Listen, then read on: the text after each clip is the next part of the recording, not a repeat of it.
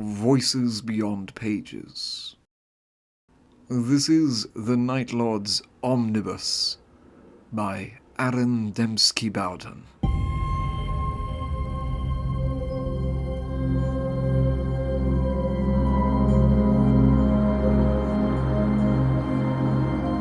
Chapter 17 Soul Hunter. Because the name suits you. One soul, my son. One hunt in the name of revenge. You will hunt one shining soul when all others turn their backs on vengeance. The Primarch Conrad Kurz, addressing Apothecary Talos of First Claw, 10th Company. Talos had called to her from the darkness. He had called the assassin's name, spoken in a whisper that emerged as a crackle of vox. "Shen," he hissed. The assassin broke into a run. Talos followed. The others would follow later. When the shock broke, when their tawdry, infantile ambitions overcame their grief, when they would look at the body of their slain father and weep not for his death, but for the fact that his relics were taken from their greedy grasp. Talos cared for none of this. The imperial bitch had murdered his father, and she was going to die for it. This was the age before Aurum. In his gauntlet, he gripped a chainsword, gearing into howling life as he pursued her. Although bareheaded, his vox bead was in place. The shouts of his brothers transmitted with punishing clarity.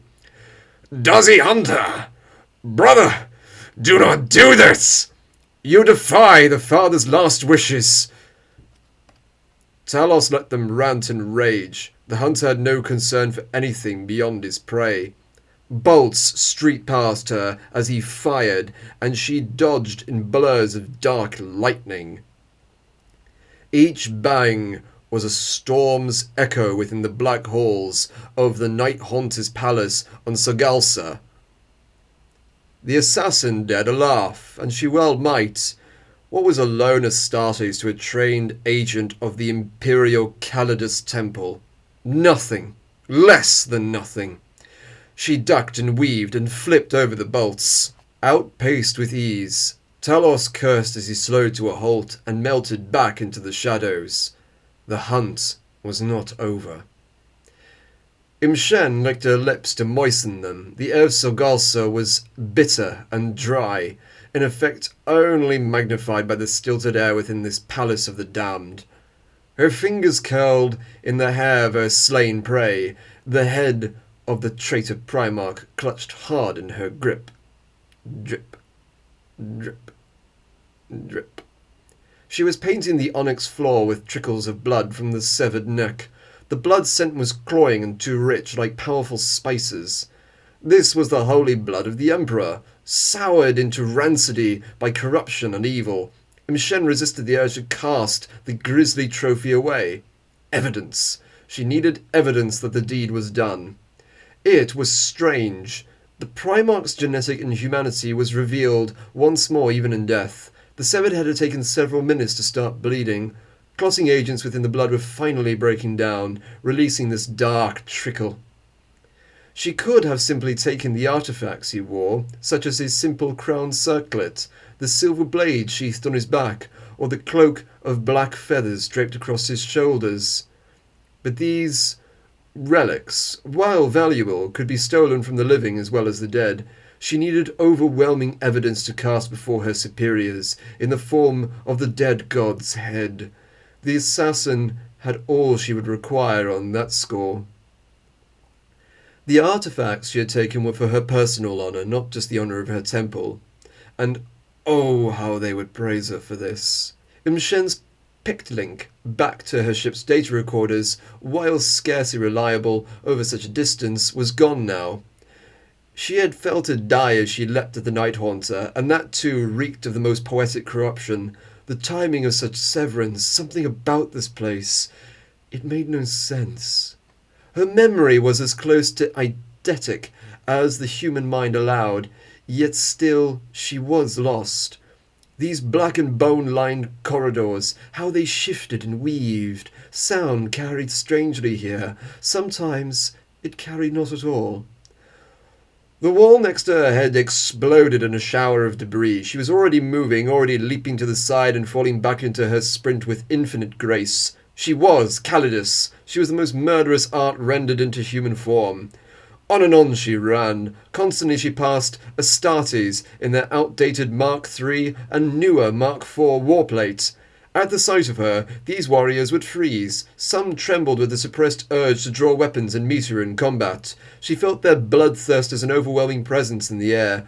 A few, a rare few, shouted curses at her as she fled past, but not many. These were the stoic sons of a most moribund father. And their gene-sire had died willingly. Still, this most astonishing of developments assailed her thoughts. Fully half of the Calidus Temple, beloved instrument of the God Emperor, hunted across the galaxy's eastern fringe for the lifeblood of Conrad Kurz, 8th Primarch, father of the Night Lord's Legion. Here, on barren Sagulsa, within this palatial fortress of onyx and obsidian, of ivory and bone, and banners of flayed flesh, she had found him. Willingly, he surrendered his life. She, M'Shen, was the death of a Primarch. God-slayer, her mistresses would name her. Tremendous weight smashed her to the ground. The Primarch's head rolled from her clutch. Her own face smashed against the tiled floor. Stimulants flooded her brain, and she hurled the burden away. Within a heartbeat span, the assassin was back on her feet once more, looking back at the Astartes she had thrown back against the wall. Him again. Talos' own blood burned. His armor squirted fast spurts of searing chemicals into his body, through sockets in his spine, his neck, his chest and wrists. His chain blade shrieked in a series of enraged whines as it cut nothing but air.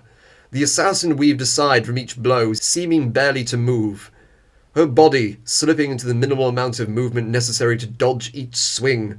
The assassin's blue eyes, the blue of seas long boiled away on terror, regarded him with fading amusement.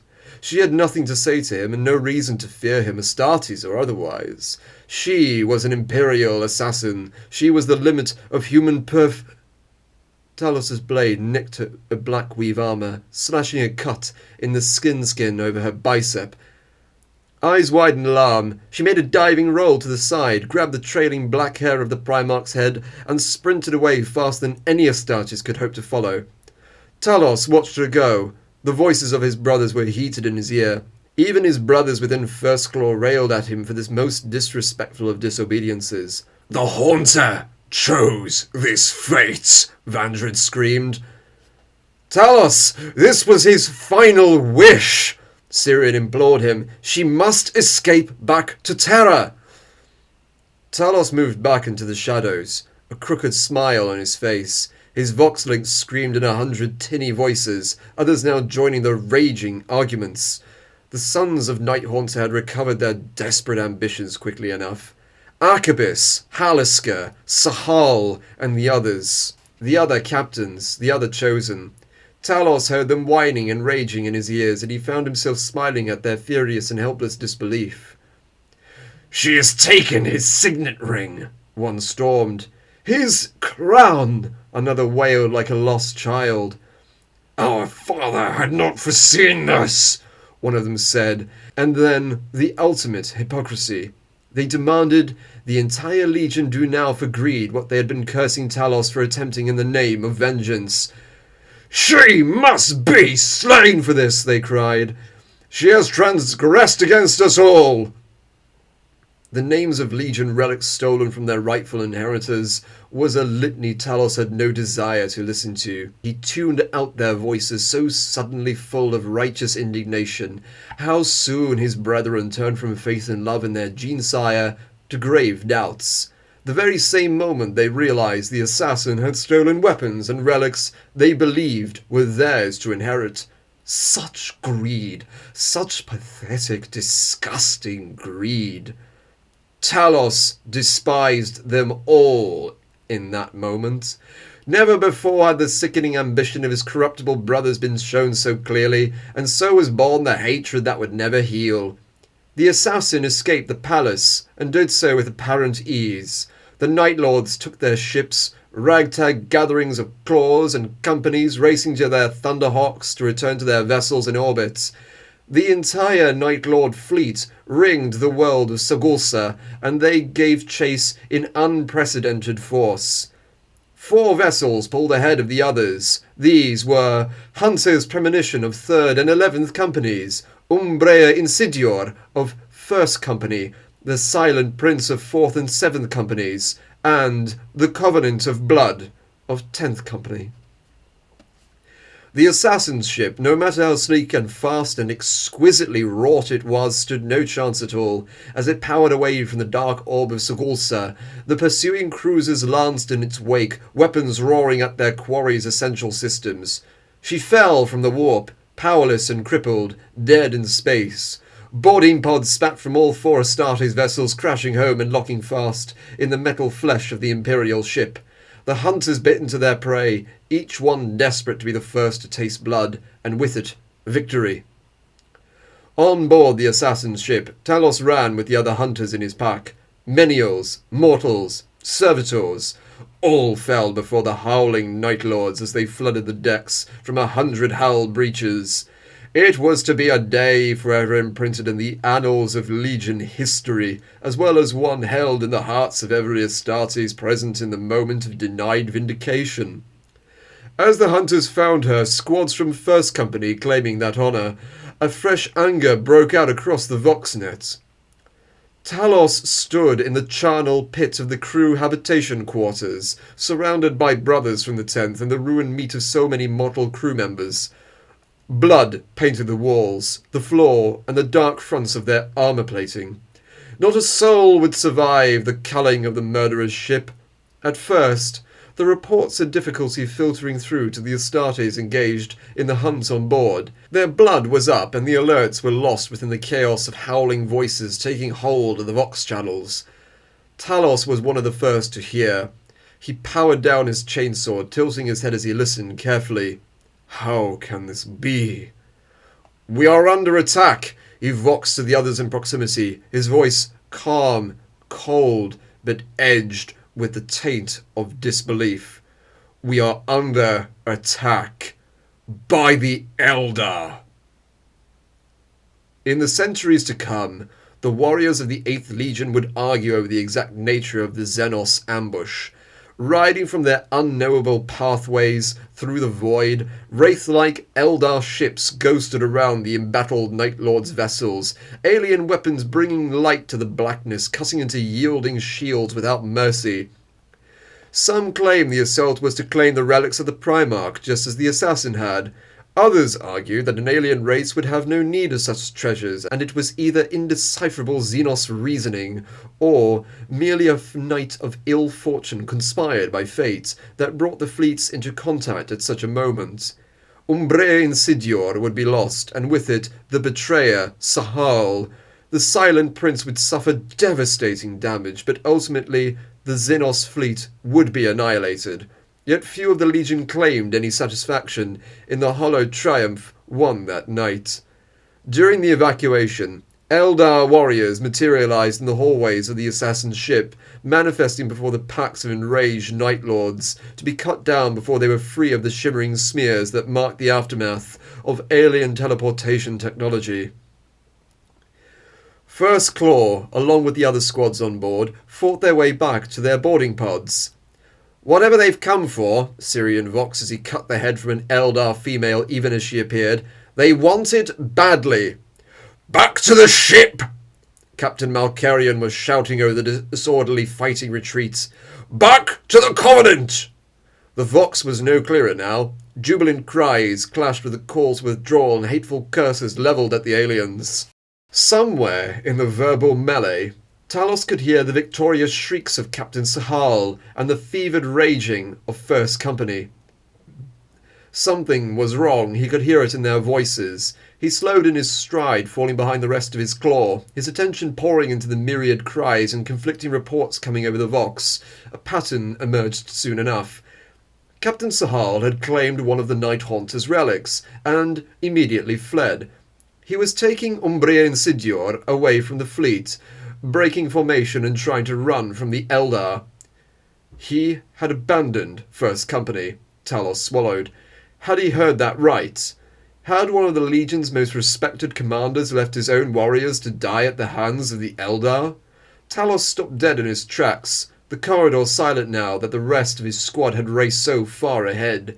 Sahal had fled with his treasure, running into the void. First Company were battling their way to their boarding pods and would be stranded, forced to die fighting or rely on the charity of the other vessels to save them. Talos cared little for most of this. The struggles of First Company were First Company's own trouble. The Legion was in retreat from this grotesque ambush, and 10th Company would be fighting to save itself. But Imshen's death had still not been confirmed over the Vox network. In his greed, Sahal was fleeing with his trinket, all thoughts of vengeance forgotten, and the assassin was still alive. Talos turned from his path of escape and moved deeper into the ship. The power was out, leaving her in darkness, but she was safe at last. As quickly as they'd come, the Astartes had fled. Her ship still shuddered, but it seemed to her that the alien attackers, the filthy Xenos creatures that named themselves Eldar, had withdrawn with the Night Lord's retreat. One of them had taken her hand with a swing of his blade. She could not fight all 5 of them at once, and the blow had severed her wrist in a clean slice. Her training made any pain from the wound utterly ignorable, but Imshen bound her wrist with a tourniquet and a temporary seal of synthetic flesh nevertheless. The bleeding had been a danger, even if shock and pain had not. She stood on the bloody ruin of her bridge, listening to the laboured breathing and shivers of the few crew members that yet drew breath. None of them could see. The auxiliary power should have come online by now, resurrecting the lights. The continuing darkness was a bold enough statement that her ship was almost certainly damaged beyond easy repair. Imshen spun on her toes, her blade in her remaining hand. She could see nothing in the pure blackness, but she did not need to. The thrum of live power armor filled her senses. The low growls of its servo joints and false muscle fibers flexing told all she needed to know. The Astartes' location, his posture, everything. The assassin edged to the right, allowing herself a smile. Despite exhaustion and blood loss, a lone Astartes would prove no threat. Talos closed his hand around her throat. He could sense she was duller, slower, and the beat of her heart was quicker than it had been in the palace. The assassin was weakened from her escape in the recent battle. But she would kill him before his heart had time to beat twice if she tried to hold her. Everything about this creature was engineered to end life, and with infinitely more skill and grace than the blunt efficiency of the Astartes. He was a warrior, but she was a murderer. He was trained for battle and war. She was bred only to kill. The same second his hand gripped her throat, he was already acting. Not to squeeze, her armour of precious sin skin would resist such trauma. He jerked her close, risking a headbutt to daze her. That was a mistake. The assassin leaned her head back like a recoiling serpent. Curse her, she was fast. Talos felt her fisted hand coming up to unleash the lethality within her rings, each one a digital weapon of some unknown configuration. He wasted no time. The Night Lord spat into her face and hurled her away. She had not screamed in many years. It was not the pain that was new to her, nor even a surprise, but this was no neat severance of limb from the body. This was the dissolving of her eyes in her skull, and never before had pain eclipsed her senses so completely. Even through the agony, she imagined the wretched Night Lord stumbling away in his cumbersome armour, amused at her momentary helplessness, and she was right. In the darkness, Talos relished the sound of her scream. Even sweeter was the subtle, mellifluous hiss of acidic venom eating into the soft tissue of her beautiful blue eyes. Panting now, seeing nothing but milky white sunfire, the assassin swallowed the pain, remembered her teachings, and used the agony as a focus. Over the vicious of her melting eyes, she heard the humming rumbles of his armour. He had to die. He had to die now. She launched at him to make the need become reality. Talos fired at the floor, bolt shells masking his movements as their rapid explosions overwhelmed the bridge chamber with noise. He cast a black-eyed glance at the assassin blindly fighting the air, her lashing kicks and blade sweeps utterly lethal, aimed at audible joints and weak points of his armor, but utterly useless. Talos was already across the bridge away from her, bolt still barking. Deafened and disorientated, the assassin slowed her movements. Desperately poised, muscles taut, she seemed to be trying to filter the noise of his armor through the banging detonations. He risked another shot to distract her, aiming squarely at her direction.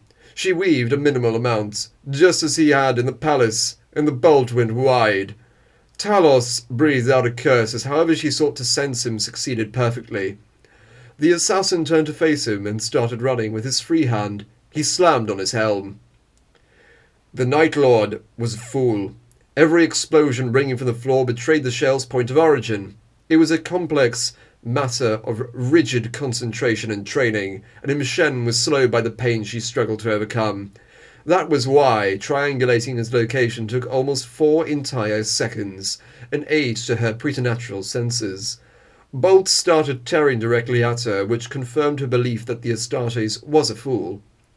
Even rendered sightless, these she dodged with ease. A new sound overrode the slicing whoosh of missing bolts, a sound she had heard only once before, his voice speaking a single word. "Pray, sight." Had her blows landed, he would have died. He knew this with cold certainty.